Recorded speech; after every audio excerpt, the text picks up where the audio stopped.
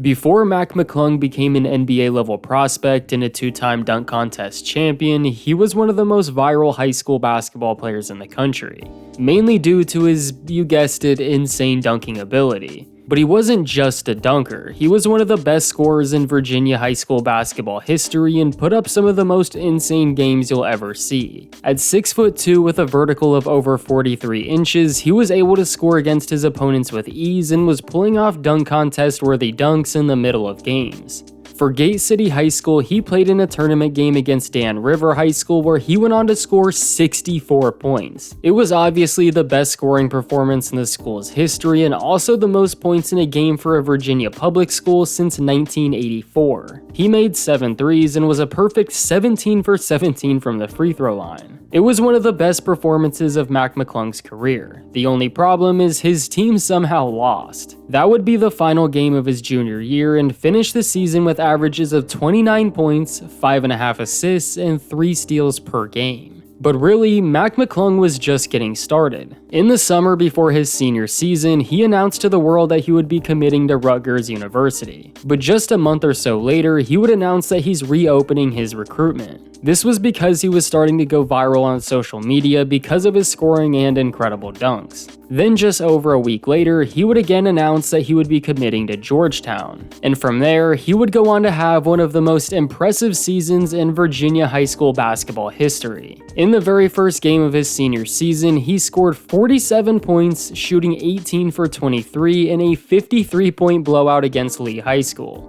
Not only were his stats incredible, but the way he was scoring was just insane. The Ball Is Life highlight video to this game right now is sitting at 1.4 million views. And because that was the very first game of the year, all eyes would be on him for the rest of the season, including the eyes of his future head coach and Hall of Famer Patrick Ewing, who was in attendance watching his brand new recruit. He would continue to have multiple 20 and 30-point games, but still, not everybody believed in him. Some people thought Mac was just a dunker and that he really wasn't good at anything else, including an opposing coach that literally told him, "You're going to Georgetown just to sit the bench." Which is honestly just a weird and awful thing to say to a high schooler as a grown man. But at the end of the day, Mac McClung got the last laugh. Not just because of where he's at now, but because he scored 44 points and eliminated them in the tournament that they were playing in. He dominated and there was literally nothing the opposing team could do about it. Mac tore them apart single-handedly, which would kind of be the theme for the rest of the season. His team was actually pretty good, but the offense completely ran through him, so he had multiple games where he was scoring almost 70% of his team's points. This includes multiple 30 and 40-point games. Mac dominated the entire postseason tournament and even broke the Virginia high school single-season scoring record that was held by the one and only Allen Iverson. Not only did he break his record of 948 points in a season, he did it in 5 less games. He would lead Gate City all the way to the state championship where he took on Robert Lee High School, who were the defending champions. And in the biggest game of his career so far, Mac had one of his best performances ever. He went on to score 47 points in a 15-point win, securing the first state championship in his school's history. They finished the season with a record of 26-2 and capped it off in the best way possible. Mac also finished the season scoring 1,153 points and scored 2,801 points for his career, which are both state records. He was named the Southwest Virginia Player of the Year for the second year in a row and was also invited to the Ball Is Life All-American game. And of course, you know he had to compete in their dunk contest.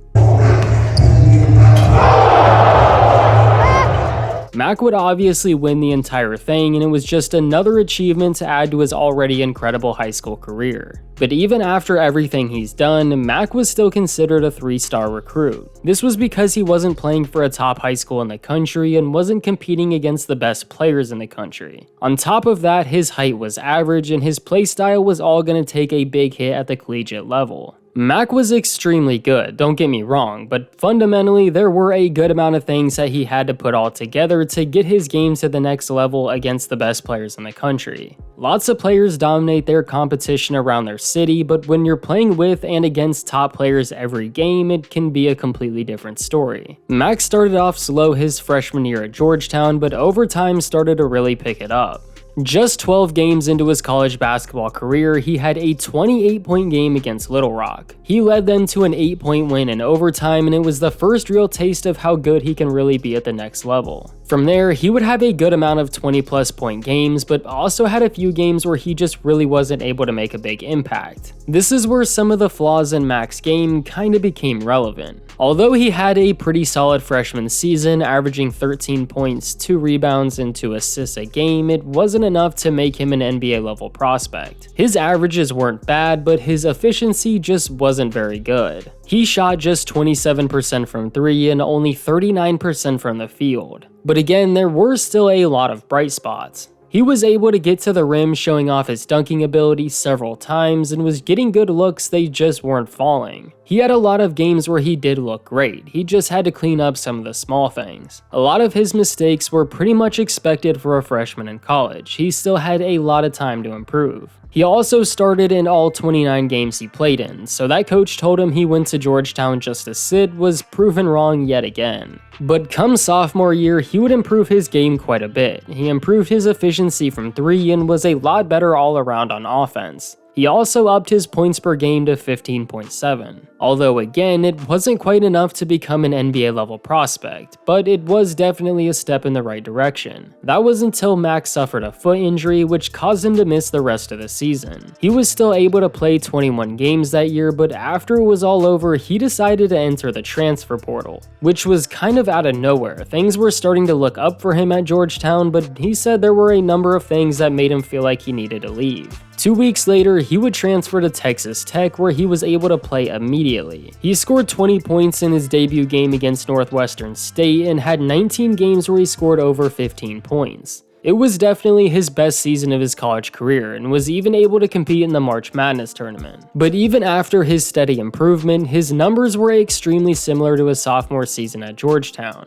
He was shooting more efficient and cleaned up some of the small areas, but didn't really have it all put together yet. To be an NBA level prospect, especially as a point guard, you have to almost be perfect with next to no flaws. But Mac wasn't an elite offensive player throughout college and wasn't a very good defender either. Regardless though, Mac decided to enter his name in the 2021 NBA draft and forego his college eligibility. He would go undrafted, but was eventually picked up by the Lakers' G League affiliate, the South Bay Lakers. He would go on to play 26 games for them, averaging almost 22 points and 7.7 assists per game while shooting at 47% from the field and 37% from 3. That was a massive jump from his time in college. During his time in high school, he played a lot more of an NBA-style game than a systematic college style, so he fit with the South Bay Lakers really well. He was even picked up by the Chicago Bulls on a 10-day contract, but would later be sent back down and reacquired by the South Bay Lakers. Although he wasn't officially on an NBA roster, it was a great start and he even got to score his first NBA basket. Once the season was over, Mac was awarded with the G League Rookie of the Year trophy. This was a really good start, and the next season he would sign with the Delaware Bluecoats. His numbers in the G League dipped a little bit, but he had less of a role and was playing on a pretty stacked team. This was also the season where he became the first G League player to ever participate in the NBA Slam Dunk Contest. And of course, not only did he participate, but he ended up winning the entire thing. 19 of his 20 scores from the judges were a perfect score of 50, and he became the savior of what was a very mediocre dunk contest. I mean, there was a reason they called him up to participate in the first place. But regardless, being the first G Leaguer to not only participate but win was actually awesome to see, especially as someone that's been watching him since high school. His season wasn't over though. He would go on to win the G League championship with the Bluecoats, which is yet another big accomplishment. Then just 2 days later, he would get called up by the Sixers. He only played in 2 games for them, and in one of them literally almost had a triple-double. But that finally brings us to this season. After getting waived by the Magic and getting picked up by their G League affiliate, he's been playing really well. he's been averaging close to 24 points and 7 assists a game while shooting close to 40% from 3. And although he hasn't been brought up by the Magic, he was again brought up by the NBA themselves, asking him to be the savior of the dunk contest once again. Which of course, he would go on to do. After almost getting robbed, he secured his second NBA dunk contest victory while only ever playing in 4 games in the NBA. He also joins the likes of Michael Jordan, Jason Richardson, Nate Robinson, and Zach LaVine as the only players to ever win it back-to-back. The fact that he's been able to accomplish so much in his short time in the G League is actually incredible. In 3 seasons, he's won 2 NBA dunk contests, won a G League Rookie of the Year, and won a G League championship.